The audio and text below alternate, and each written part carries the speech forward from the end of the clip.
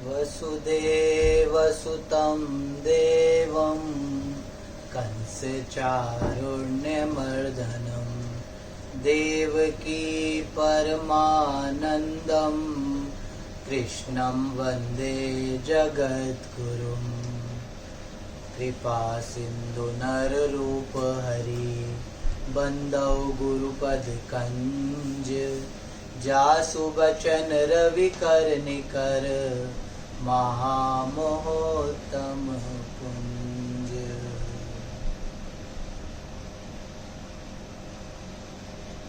बहुत दिनों से फेसबुक के ऊपर लोग बापू के ऊपर बड़ी गंदी गंदी और अभद्र टिप्पणियां कर रहे हैं, जो कि बहुत निंदनीय है, अभद्र है, विभत्स है। बहुत गंदी गंदी टिप्पणियां जिनको मैं अपनी जुबान पर लाना भी नहीं चाहता। ऐसी ऐसी बातें लोग बापू के बारे में लिख रहे हैं, लेकिन क्या ये सही है? हमारे यहाँ कहते हैं टिप्पणियां करना, गलत बोलना, तरह तरह की इस तरीके से एक परम साधु के परिवार के प्रति अपने विचारों को इतनी गंदगी के साथ पेश करना, क्या ये सही बात है? हमारे यहाँ तो सत्संग की महिमा है, कुसंग की महिमा नहीं है। कहते हैं दुराचारी विचार का संग करना भी कुसंग है, लेकिन जो उन बड़ी बड़ी पीठों पे बैठने वाले लोग ही एक संत की, एक साधु की, ठीक है तुम व्यक्ति के विचार का विरोध कर सकते हो, लेकिन किसी के व्यक्तित्व का विरोध नहीं कर सकते। तुम्हें विचार अच्छा नहीं लग सकता, मैं ये मान सकता हूँ, लेकिन अगर तुम उसके व्यक्तित्व के ऊपर उंगली उठाओ तो ये अच्छी बात नहीं।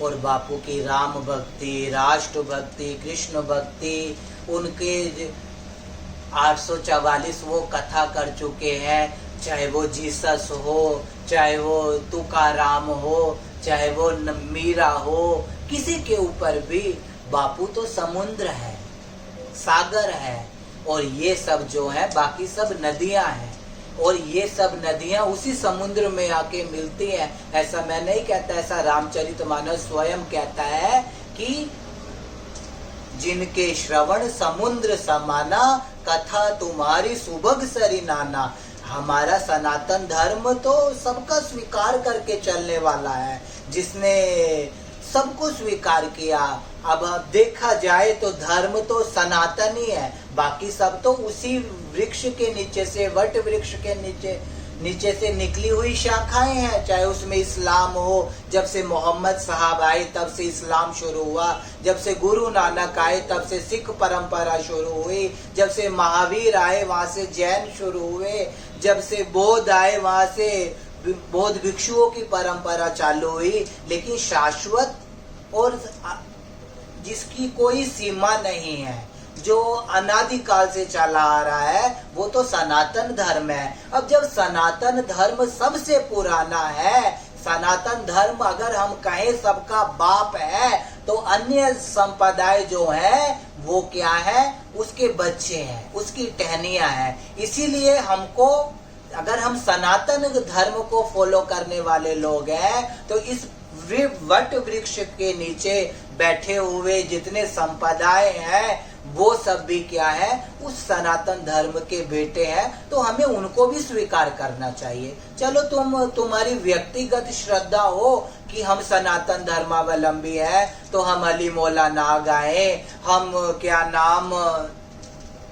क्या कहें, वह गुरु ना गाए, हम ईसाई जो नाम लेते हैं वो सब ना करें, लेकिन तुम एक व्यक्ति के विचार का विरोध करो ना। तुम व्यक्तित्व का क्यों विरोध करते हो? और व्यक्तित्व का विरोध करना बहुत गलत बात है। व्यक्तित्व का विरोध करोगे तो तुम्हें अस्तित्व कभी नहीं माफ करेगा। लेकिन बापू जो है वो बिन सांप्रदायिक है। उनका हम ये नहीं कह सकते कि बापू सनातन धर्मावलंबी है। जिस तरीके से पूरी श्रीमद् भगवत गीता को आप ये नहीं कह सकते कि वो सिर्फ हिंदुओं का ग्रंथ है। जिस तरीके से उसमें कहीं नहीं लिखा कि ये हिंदुओं का ग्रंथ है।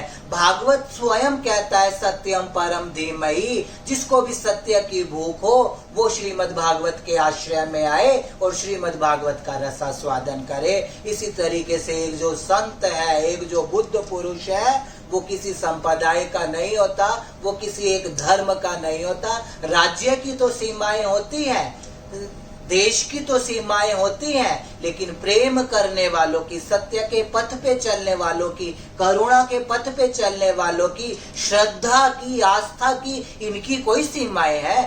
सत्य का कोई धर्म है? सत्य को कोई कह सकता है कि भाई ये सिर्फ हिंदुओं के लिए है? जो सत्य हिंदुओं के लिए है वही सत्य मुसलमानों के लिए है। क्या पानी का कोई धर्म है?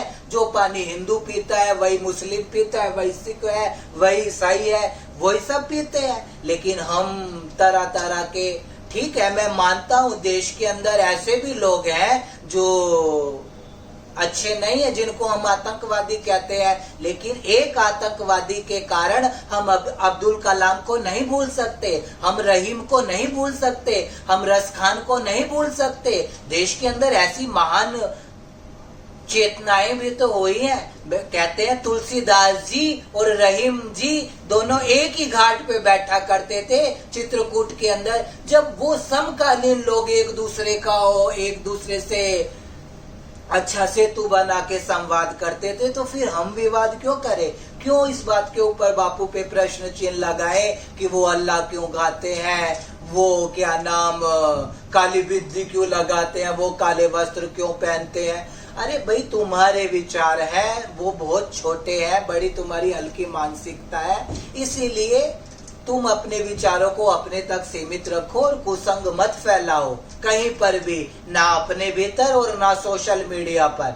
और जो फैला रहे हैं उनका तो क्या कहना, लेकिन तुम फैला तो रहे हो, तुम लिख तो रहे हो, लेकिन ये भी याद रखो कि कोरोना काल चल रहा है, मौत के तुम मुंह में खड़े हो। तो कम से कम आज मैं मुक्ता अरोरा जी की एक पोस्ट पढ़ी, उन्होंने बहुत अच्छा लिखा कि जिस तरीके से आपने बापू को रुलाया और बापू के रुलाने के बाद जो क्या नाम बापू तो रोए, लेकिन जो आश्रित भी उनका रोया है, उस आश्रित के जो आंसू हैं, ना तो उनका भी तुम्हें हर जाना भुगतना पड़ेगा और तुमको आश्रित के आंसुओं का भी भुगतना पड़ेगा। ऐसा भी एक पुंडरीक जी ने कहा था कि भाई जब राम जो है 2 बार राम जो है भगवान श्री राम, उनकी जो पत्नी है श्री जानकी जी, श्री सीता जी, उनको 2 बार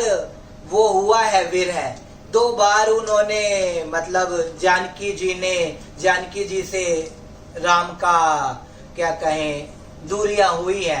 एक बार वनवास के समय और दूसरे बार क्या कहें उसके समय जब राज्याभिषेक हो गया उसके बाद। और जब दूसरी बार राज्याभिषेक हुआ, पहली बार वाले में तो सीता जी को बड़ा हर्ष था कि मेरे जो पति हैं श्री राम, उनका यश बढ़ेगा, उनकी कीर्ति बढ़ेगी, इसकी खुशी थी। लेकिन जो दूसरी बार का वियोग है उसके अंदर क्या है, उनको कभी मिलन की आशा नहीं है। एक में शोक अवस्था है और एक में अशोक अवस्था है, तो 2 अवस्थाओं का वहां पर वर्णन है। तो कहते हैं जब दूसरी बार का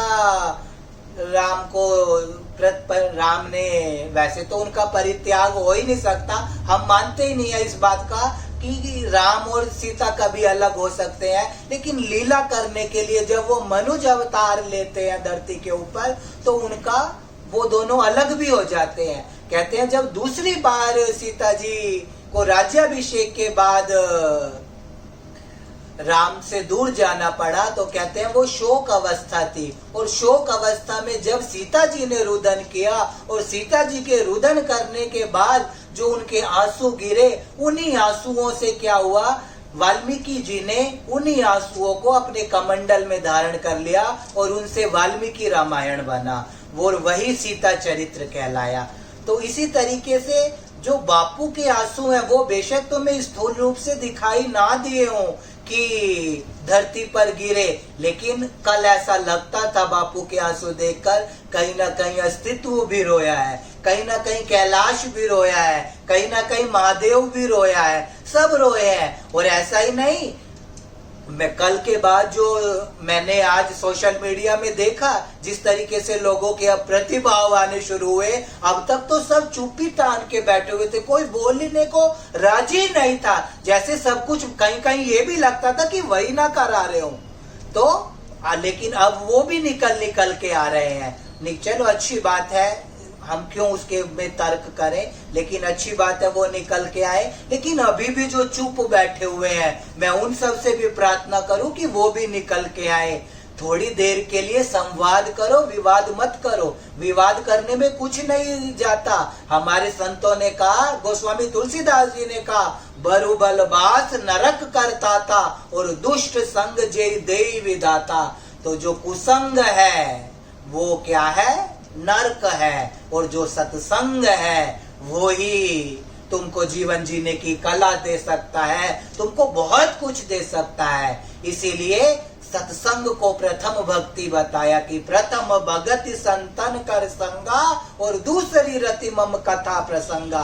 तो पहली भक्ति तो सत्संग ही है, कुसंग नहीं है। इसलिए कुसंग करने वालों नफरतें मत फैलाओ देश के अंदर। वैसे कोरोना काल है, पता नहीं कब जय श्री कृष्ण हो जानी है, इसीलिए थोड़ा कुसंग से खुद भी बचो और लोगों को मत इस तरीके से बहकाओ, मत इस तरीके से फुसलाओ। देश के अंदर जो सर्वधर्म की बात है उसको चलने दो। ये मत कहो गंगा जमुना तहजीब कब तक चलेगी, बापू अल्लाह गाते हैं, बापू ये करते हैं। बापू कर सकते हैं क्योंकि बापू की व्यासपीठ वैश्विक है। ऐसा ही नहीं उनकी, तुम कहते हो कि बापू कहे कि किसी दिन मस्जिद के अंदर हनुमान चालीसा गवाओ, सुंदर कांड गवाओ। बापू की आपने अगर अबू ताबी की कथा सुनी हो तो एक सुल्तान आकर बापू की कथा में जय सिया राम भी बोलता है, कभी ये भी सुन लेना।